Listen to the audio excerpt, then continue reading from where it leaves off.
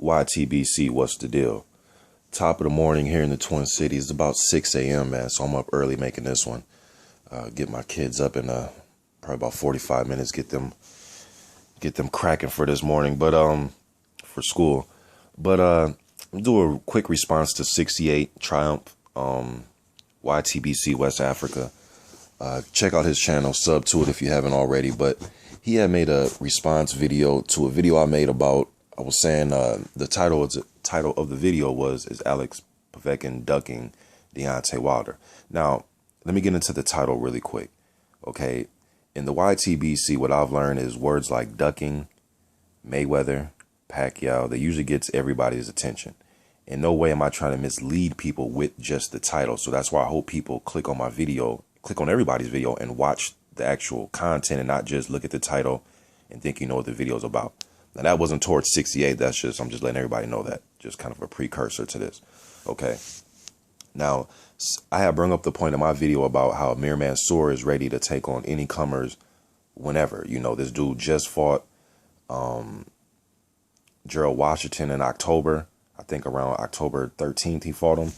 And now he's back in the ring December 12th against Splitka, Arka Splitka. So I was saying that, hey, man, if Amir Mansour is ready to fight a day or two under 2 months, why wouldn't Povetkin be ready to fight Deontay Wilder for the championship with over 2 months, about 2 months and 2 weeks? Now, some other people were saying, hey, man, I've been watching boxing for a long time. I've never seen nobody take a heavyweight championship fight less than 2 months. You're not being fair about this. He should give him more time. Okay, now, the last year, like I told people, I've been paying attention to this situation. At the top of the year, when Deontay Wilder defeated Bermane Stiverne, I was the first one of the first uploaders. Y'all know I follow the heavyweights. I was saying right after the fight, hey, give us that Povetkin joint right in the summertime. No waiting around. But then it was something about his hand. Remember, Wilder's hand was fucked up after he beat Stiverne, and then Stiverne was dehydrated. So I was like, okay, cool. But when you come back, I want that Povetkin. We didn't get that. We got fucking Molina and we got Johan Duhapa. So then when all that was going on, I was backing Povetkin. Because Povetkin had the attitude of, I want the fight ASAP. Give me the fight right now. I'll take it, the fight in my next fight. Doesn't matter how close, just give me the fight. Now that time has approached, and before his fight took place with Wak, he won the fight. You know, they stopped the fight in the 12th, for those of you who haven't seen it. But before that fight, his team had went to the convention and said, the WBC convention in China, and relayed to the assembly that they don't want the fight in January. They want it in April or May. To me, in boxing, April or May means June. That's just me, man. Like when these dudes get to talking and throwing out dates and they're giving us ballpark estimations, always give it another month. So maybe it is April or May, but to me, it's like, why not take the fight in January if you can go? If you can go. Now, people are saying this never has happened in history. It's like, well, and it has happened in history. You know, Vitaly Klitschko took the Lennox Lewis fight in 2 weeks. Remember when Kirk Johnson was supposed to fight Lennox and he pulled out? Yeah, man, not to harp on that, but I wanted Kirk Johnson. He was one of my favorite fighters. I did a video on Kirk Johnson. I forget if it was this page or my other page. It was probably this page. Go on there, you'll see my video of Kirk Johnson. It's called Kirk Johnson Fought Too Heavy. I thought he gained way too much weight in his career. He was one of my favorite heavyweights to follow in the late 90s. But anyways, Kirk Johnson pulled out. Vitaly Klitschko came in 2 weeks. He didn't cry and say it's not enough time. He didn't say, hey, if I get a shot at the title, I want to know within, 2 months. He didn't have anything to say. He just went in there and fought. You know, some people, and he went in there, and it's that fight, a fight that he is recorded as a loss on his record, that his most memorable fight.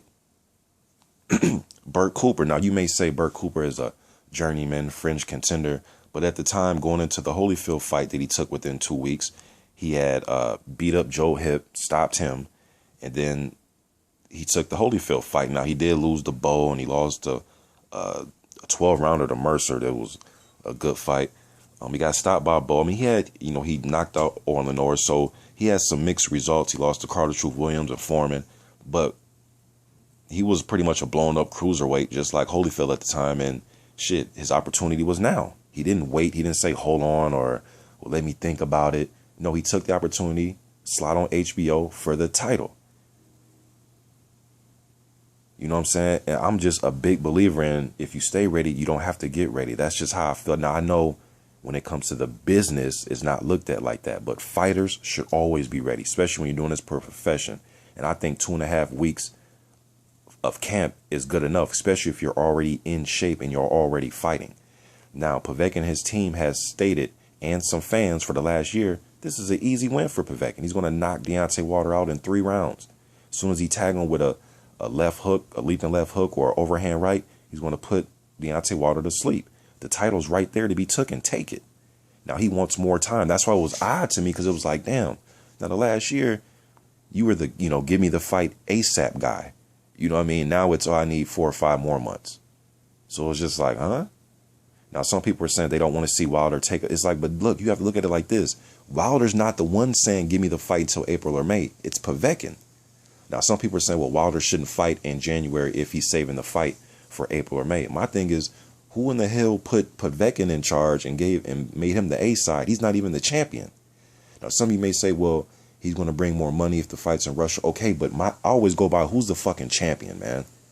Let the champion call the shots. Unless you're this huge cash cow a la De La Hoya, Floyd Mayweather. Povetkin's no fucking Floyd Mayweather, De La Hoya. He's just not, okay? So we have to get past that point.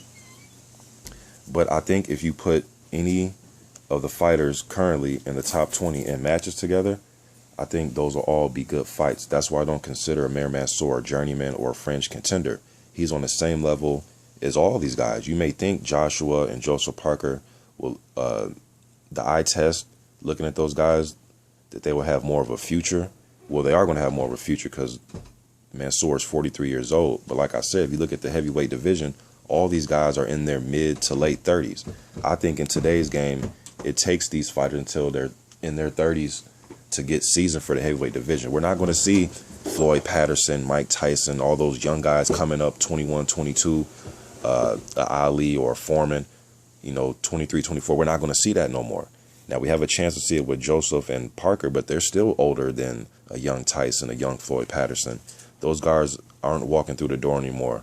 Like I said, we're not seeing Ezra Charles and Joe Louis and Marciano and Holmes. They're not walking through the door. We have to look at what we have. The Martins, the Brazils, the Washingtons, the Whites, the Trevor Bryans, the Erkenteppers. That's what we have to work with. So with that said, I think that all these guys are on the same level to some degree, besides Vladimir Klitschko, because he's the champion. He's been champion for a while.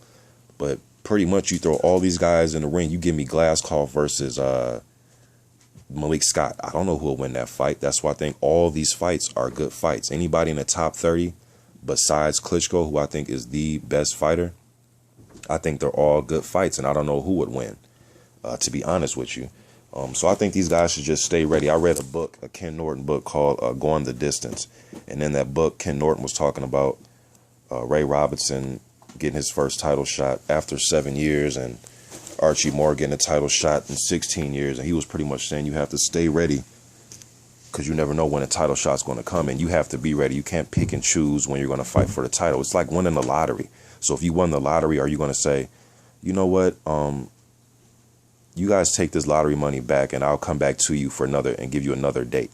No, you're going to take it, what you got, and go with it. Povetkin's been #1 contender for a while, but I don't get how him and his team are going to call shots when he's not even the champion. That's what I'm going. And just like the roles were reversed and Povetkin had the title and it was Deontay Wilder trying to call the shots. If you're not the champion, you can't call the shots. And don't give me the A side, B side, because Povetkin is not a cash cow like that. Although I do think he can put up a lot of money for the fight in Germany or Russia. Also, Bone Crusher Smith, I read an interview with him, and he was saying the same thing, that you have to deal with short notice. Even if you're a viable contender, a guy that shouldn't be taking fights on short notice. 2.5 months is not short notice as some of you guys making it out to be. I remember Bone Crusher Smith said that, life is short notice. So 2.5 months shouldn't be anything. But like I said, it has happened before, even if you want to go out of the heavyweight division.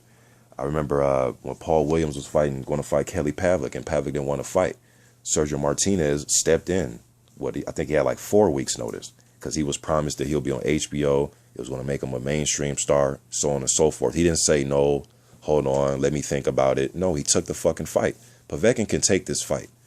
All this May, April shit, it doesn't make any sense to me. I think he could take the fight, barring him getting, you know, a major injury. That's what I said. If he got injured majorly, you know, a crazy gash or a broken hand or something like that, well, yeah, don't take the fight. But if you're ready to go, take the fight. Let's not procrastinate and prolong this shit. That's just my views on this. I'm out.